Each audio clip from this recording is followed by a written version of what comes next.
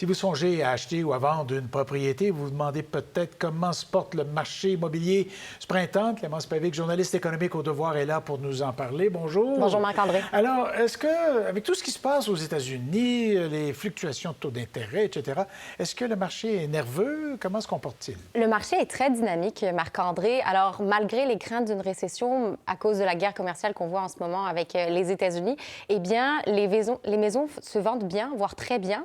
Ça se voit au niveau du nombre de ventes, mais aussi au niveau des prix. Ah oui. Alors, on peut peut-être regarder ensemble des données de l'APSIC, l'Association professionnelle des courtiers immobiliers du Québec. Si on regarde vraiment d'abord pour l'ensemble de la province, on voit que pour le mois d'avril, donc 2025, une maison unifamiliale, le prix médian, ça se situe autour de 500 000 $. C'est 11 % de plus que l'année dernière à pareille date, donc par rapport à avril 2024. Et pour une copropriété, eh bien, c'est à peu près 400 000 $, le prix médian, une hausse de 5 %.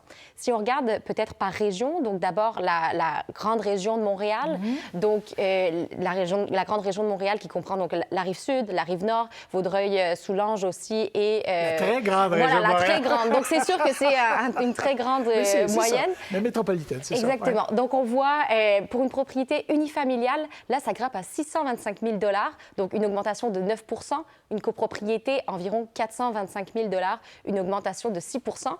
Mais le marché vraiment qui explose le plus en ce moment, celui qui est le plus dynamique, c'est celui de la région de Québec. Alors, si on regarde les données, une maison, ça se vend maintenant là-bas 450 000 $, une augmentation de près de 20 %.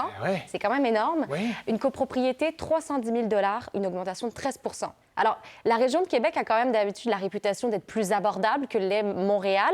Ça l'est toujours, évidemment, plus abordable. Mais on voit que l'augmentation des prix pour une maison unifamiliale, ça va 2 fois plus vite en ce moment à Québec que ça va à Montréal.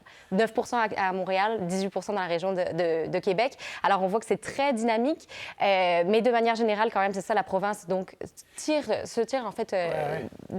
son épingle du jeu par rapport au reste du Canada, parce qu'il y a d'autres marchés, notamment à Toronto, où là, on voit que ça prend un coup, ça ralentit. Justement, on a l'impression qu'on se rattrape. Hein? Montréal rattrape Toronto, ou se rapproche, que Québec se rapproche de Montréal. Comment on explique ça?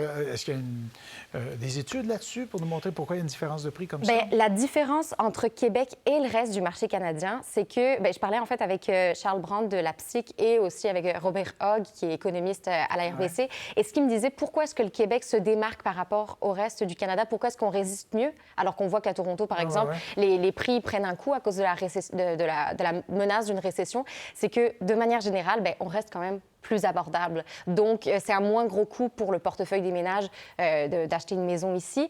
Mais on voit quand même, malgré ces chiffres-là, d'un dynamisme sur le marché immobilier, qu'il y a quand même des réalités cachées un petit peu. Il y a des gens qui, en ce moment, mettent leurs projets immobiliers sur la glace. Je parlais avec certains, notamment des retraités, qui se disent qu'ils voulaient peut-être acheter une maison pour déménager, une maison qui réponde plus à leurs besoins. Finalement, on se dit, avec les placements qui ont fondu dans les dernières semaines, on va peut-être faire attention, on va être plus prudent. Des gens aussi qui ont perdu leur emploi ou qui craignent de le perdre.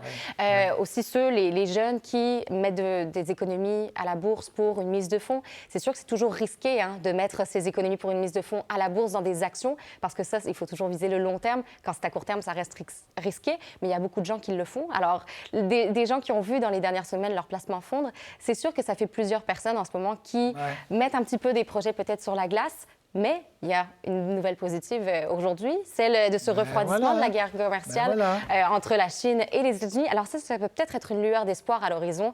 La Chine et les États-Unis qui négociaient cette fin de semaine en Suisse et puis qui donc suspendent en fait leurs tarifs pour une durée de 90 jours. Alors, ça, c'est une bonne nouvelle à l'horizon. Juste pour nous permettre de passer l'été, hein? Vous voyez, là, un peu le calcul, un peu, on va jusqu'au bord du précipice. Des sursis à chaque fois. Aïe, aïe, aïe, aïe. Très bien. Bien, merci beaucoup, Clémence. Au revoir. Pour voir nos émissions en entier, rendez-vous sur la chaîne Ici RDI.